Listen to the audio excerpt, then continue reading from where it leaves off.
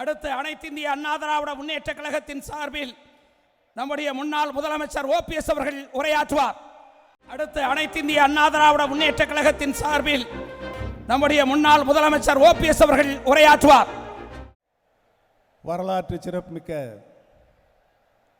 தேசிய ஜனநாயக கூட்டணியின் சார்பாக நடைபெற்றுக் கொண்டிருக்கின்ற இந்த சிறப்பான கூட்டத்திற்கு இந்திய திருநாட்டின் பாரத பிரதமர் திரு நரேந்திர மோடிஜி ஐயா அவர்கள்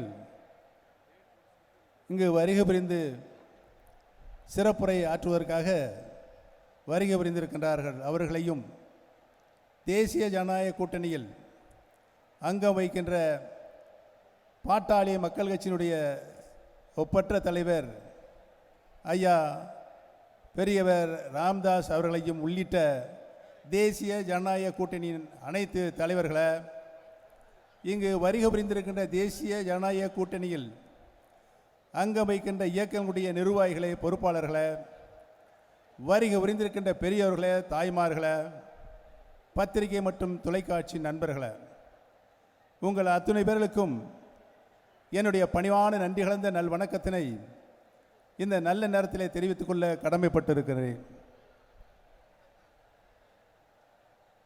இந்திய திருநாட்டை கடந்த 10 ஆண்டுகளாக சிறப்பான முறையில் ஒரு தலைசிறந்த நிர்வாகத்தை, இந்திய நாடு பல்வேறு மொழி, கலாச்சாரம், மதங்களை ஒருங்கிணைந்த நாடு.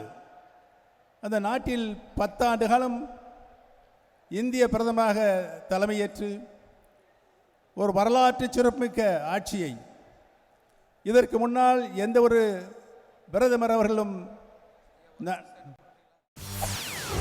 செய்திகளை உடனுக்குடன் தெரிந்து கொள்ள உடனே சப்ஸ்கிரைப் பண்ணுங்க.